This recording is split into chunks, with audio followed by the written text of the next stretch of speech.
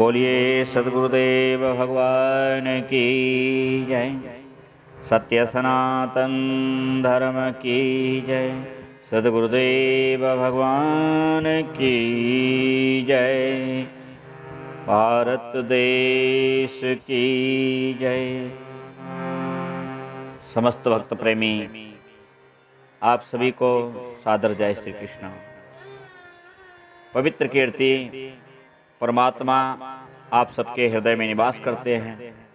मैं उसी भाव से आप सभी को विनम्र प्रणाम निवेदित करता हूं। भगवान की कथा कीर्ति का आनंद बड़ा अद्भुत है।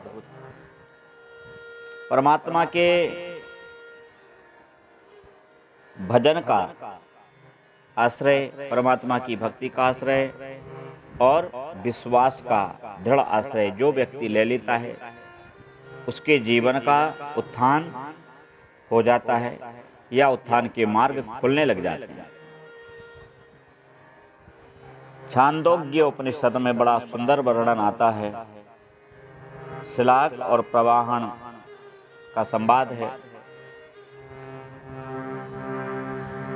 अस्य लोकस्य का गतिरित्याकाश इति उवाच सर्वाणि हा इमानि भूतान्याकाशादेव समुत्पद्यन्त आकाशं प्रत्यस्तम् अन्त्याकाशो बेभ्यो ज्यायानकाशः परायणम्।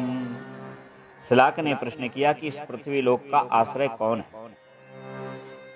तो प्रवाहन ने उत्तर दिया कि इसका आश्रय आकाश है। स्थावर और जंगम पदार्थ आकाश रूपी परमात्मा से ही उत्पन्न होते हैं और उसी परमात्मा में लय हो जाते हैं। परमात्मा ही इन जीवों से महान है और इसलिए तीनों कालों में यही इन सब का आश्रय है। अच्छा, सा एष परोवरियान उद्गेथः, वही श्रेष्ठ से अति श्रेष्ठ उद्गीत है, वह अंतरहित है। जो इसे इस रूप में समझा है वही अतिश्रेष्ठ उद्गीत उपासना करता है और उसी का जीवन निरंतर वृद्धि की ओर प्राप्त होता है। बोले भक्त वत्सल भगवान की। और भैया एक बात बताएं, सभी जगह लिखा है ये कलयुग है। कलयुग में तो भगवान पर भरोसा और हरिनाम संकीर्तन ही जहाज है भव से पार करने का। मानस में बाबा तुलसीदास जी लिखते हैं, कलियुग केवल नाम आधारा, सुमिर नर उतरहि पार, सुमिर सुमिर नर उतरहि पार, कलियुग केवल नाम आधारा, सुमिर सुमिर नर उतरहि पार। कलयुग में नाम आधार है। श्रीमद् भागवत भगवान भी कहते हैं, कलौ केशव कीर्तनात्, और भी कहते हैं नाम संकीर्तनम यस्य सर्व पाप प्रणाशनम। नाम संकीर्तन करने से सभी प्रकार के पाप नष्ट हो जाते हैं और दृढ़ भक्ति हो भगवान पर, भरोसा भगवान पर हो। भरोसा ही व्यक्ति का सबसे बड़ा सहायक होता है। एक राजा थे, जंगल में आखेट करने गए, रास्ता भटक गए, देर हो गई।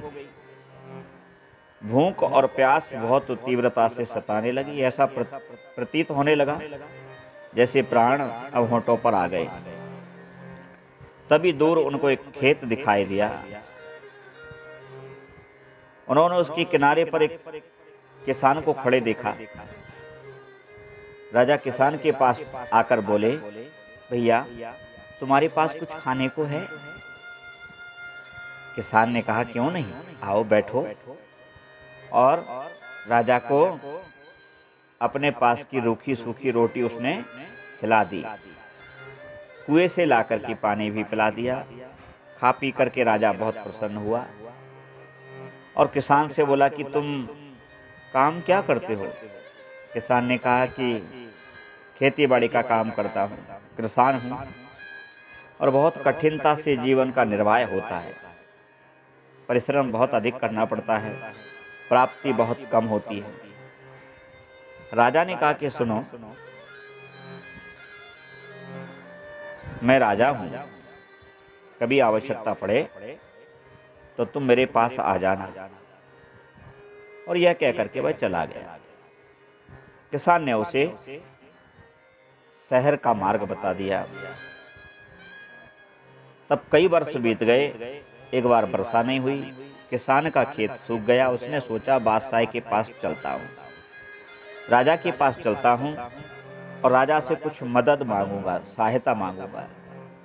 वह अपने गांव से चला और राजधानी पहुंचा। देखा कि राजा की सवारी जा रही है, बहुत बड़ा लाव लश्कर उसके साथ है। बादशाह राजा जो है हाथी पर बैठा हुआ है। किसान ने देखते ही जोर से आवाज दी, अरे ओ राजा, अरे ओ राजा, ए राजा सुनना। सुनने वाले सब आश्चर्यचकित रह गए कि ये कौन असभ्य प्राणी आ गया। किसी ने कहा इसका सिर काट दो, किसी ने कुछ कहा, किसी ने कुछ कहा। तभी राजा की दृष्टि गई, दूर से देखते ही पहचान लिया कि ये वही किसान है जिसने हमारे प्राण बचाए थे। उसने सेवकों से अपने पास बुलाया, हाथी पर अपने पास बैठा लिया। महल में पहुंचा तो नौकरों को आज्ञा दी कि ये मेरे ही कमरे में सोएगा, मेरे ही साथ भोजन करेगा। तुम लोग नहीं जानते इसने मेरी जान बचाई है, मेरे कमरे में इसके लिए पलंग लगा दो। रात को अपने साथ खाना खिलाया, भोजन कराया, अपने ही साथ सुलाया, बातें की और कहा कि कैसे आना हुआ। तो उसने कहा कि मैं सहायता के लिए आया हूं। राजा ने कहा प्रातः तुम्हारी सहायता हो जाएगी, कोई चिंता की बात नहीं। प्रातः बता देना तुम्हारी समस्या क्या है, तुम क्या मांगने आए हो। प्रातः जब उसने देखा कि उठा तो राजा को एक आसन पर बैठे हुए देखा और ऊपर हाथ फैलाए देखा। जब किसान से ये देखा नहीं गया तो उसने पूछा कि ये राजा, ये घुटने टेककर हाथ फैला करके तुम किससे क्या मांग रहे हो। राजा भगवान की प्रार्थना कर रहा था। उसने कहा कि भगवान से मांग रहा हूं। किससे मांग रहे हो? भगवान से। अच्छा, भगवान से मांग रहे हो। किसान ने लाठी उठाई और चलते बने। पीछे पीछे राजा दौड़ते रहे। सुनो तो राजा को लगा कि लगता है किसी सेवक ने इसका अपराध कर दिया, अपमान कर दिया है और ये नाराज होकर के जा रहा है। राजा दौड़ा दौड़ा बाहर आया। कहां जाते हो, कहां जाते हो? जो मांगने आए हो वह तो लेते जाओ। किसान ने कहा कि बस महाराज, मैं जान गया हूं। अरे तुम राजा होकर भी किसी से मांगते हो। तुमने कहा कि मैं भगवान से मांगता हूं, तो फिर मैं तुमसे क्यों मांगू? मैं भी जाता हूं और मैं भी उस भगवान से ही मांगूंगा, परमात्मा से ही मांगूंगा। कहने का तात्पर्य है कि जो भी मांगना चाहते हो तो किसी और से नहीं, भगवान से ही मांगो। भगवान पर दृढ़ विश्वास रखो और भगवान से ही मांगो। जब भगवान पर तुम्हारा दृढ़ भरोसा होगा तो भगवान जैसे सबको देते हैं ऐसे आपको भी देंगे। बोलिए भक्तवत्सल भगवान की जय। राधा रानी सरकार की जय। सत्य सनातन धर्म की जय। सद्गुरुदेव भगवान की जय। भारत देश की जय। जय श्री राधे, जय जय श्री राधे, जय जय श्री राधे।